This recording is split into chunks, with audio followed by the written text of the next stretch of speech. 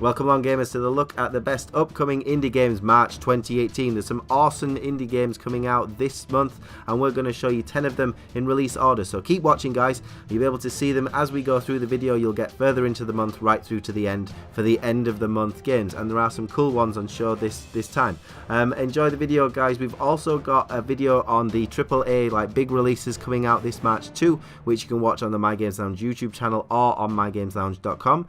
In the description to this video, you've got an article accompaniment with lots of info on these cool indie games that are coming out in March. So just click on that, go over to mygameslounge.com for some videos and some details about these interesting indie games. And believe me, some of them are really, really cool. You will want to check that out.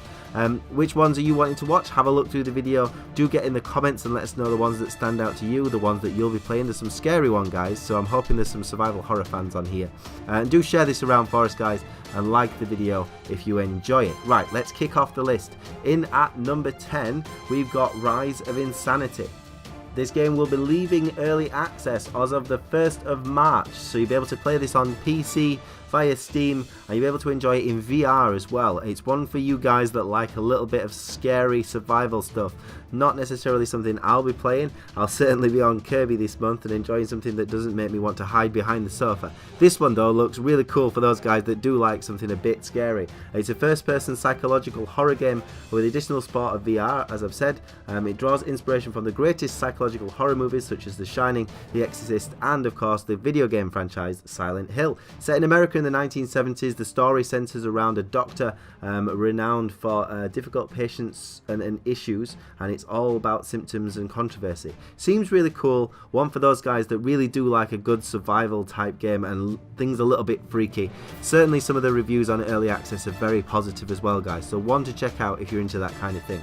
In at 9, we're heading over to the Nintendo Switch for Paper Wars Cannon Fodder Devastated, which is a complete turnaround to what we've just been watching. This is also available on the 1st of March by the guys at iFun for All. It's also available on other formats, but it's making its way to the Nintendo Switch.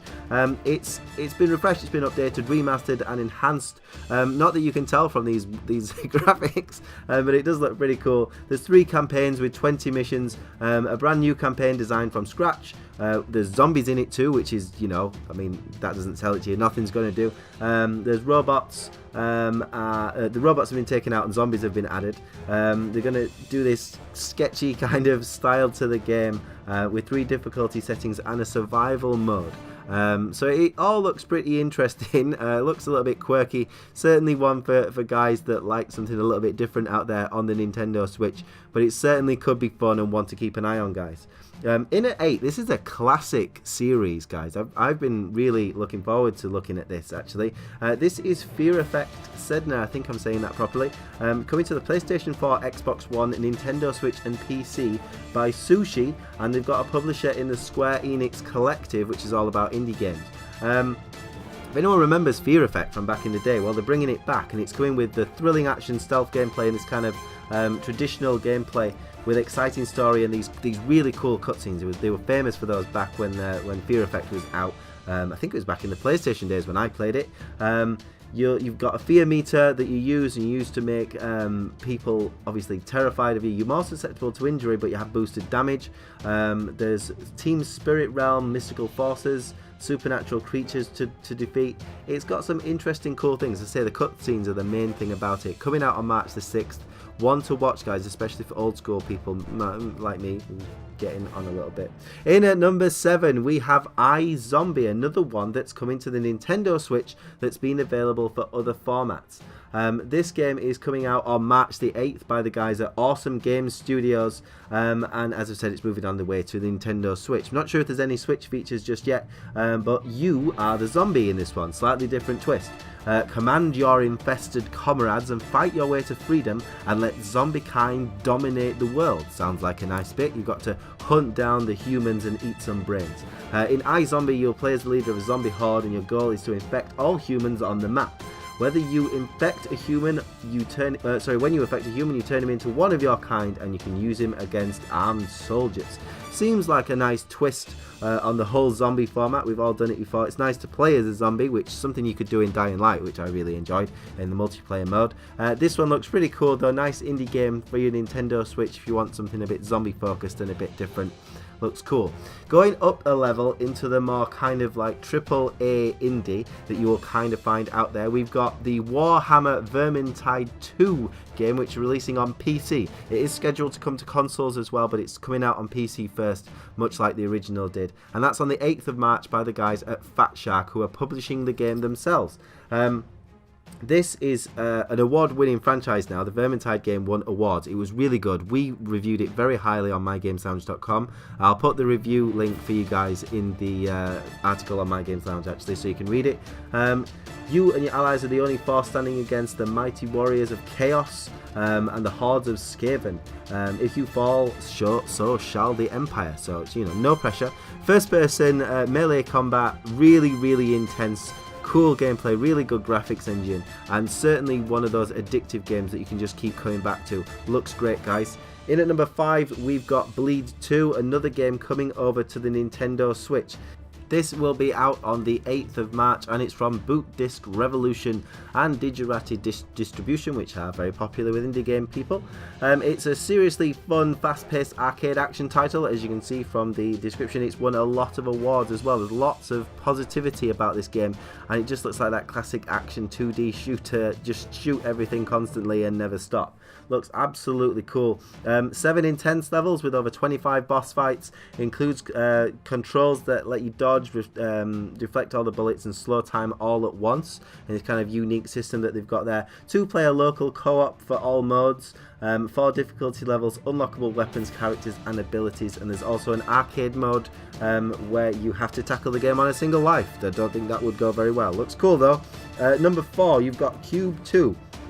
Which is a completely different pace to the game we were just looking at, as this is more like an adventure type game, coming to the PlayStation 4, Xbox One and PC on March the 13th by Toxic Games. Q.U.B.E 2 is a sequel to the hit first-person puzzle game Q.U.B.E, where you Amelia Cross, a stranded archaeologist who has mysteriously awoken among the sand-swept ancient ruins of an alien landscape. What a nice description, I like that. Together with the distant help of another survivor, Emma Sutcliffe, you must traverse and manipulate the structure of this forgotten world to find a way back home. Certainly, as I said, a different pace to the other one, but looks really cool, and I quite like a puzzle game. I'm not so sure about how good I would be in the first person view at a puzzle, but certainly one to watch. The first one did get some exceptional reviews. This one could be another step up for those guys there. Look out for that one, guys. Could be really cool. In at 3, for you guys with PC gaming out there, we've got Synthetik, which is coming exclusively to the PC. It's via Steam, and it's coming out on March 15th by Flowfire Games. Synthetik is set in 1985, and after many years of slavery, the AI servants of the world are coming up to make a machine legion and have set out to destroy humanity. Sounds very familiar to 80s themes, to be honest. Only you can battle through the levels of the headquarters, defeat the battalions of enemies within, and put an end to the madness. Synthetik has all the core components of a roguelite with insurmountable objectives demanded by relentless opponents encased in ever-changing environments. So it's a bit of a roguelike type game, gamers, and I just like the look of it. I really like that kind of top-down view, some of the cool boss fights you seem to be taking on there. It certainly looked like something I would personally play if I was playing on PC at the moment. Looks really good. Synthetik comes out March 15th. Check it out. In at 2, we've got another one for you Nintendo Switch gamers out there, an exclusive game called Castle of Heart, which will be available on March 23rd by the guys at 7 Levels. Now this looks really classic as well. It's like a 2D scrolling adventure action game where you're a knight that's been turned to stone. It's a classic action platformer, really challenging with lots of twists to the classic formula to make the experience feel a little bit newer. You're a cursed knight turned to stone by an evil sorcerer's spell, but ready to prove that love and courage can conquer even the darkest magic. Ooh, nice. The brave healer must travel the way through a village to the Dark Ruler's castle, mastering 20 levels, setting 4 distinct environments. This takes me back a few years, guys, kind of like your games like your Altered Beasts and stuff. Appeal to both new and old school gamers. Looks cool. In at 1, we've got a very freaky game that goes into the not for everyone category. We're calling this is called Agony, and it's by Madmind Studio, coming to the PlayStation 4, Xbox One and PC on March the 30th. And this is some serious next level freaky survival horror type weirdness. You're going on a journey through hell. You're a tormented soul right in the depths of where everything is nasty and evil. You've no memories about your past. The special ability you have is to control people along your path and possess simple-minded demons in order to survive and get through where you need to get through. But as you can see, it all looks a bit scary and something I certainly will be staying away from.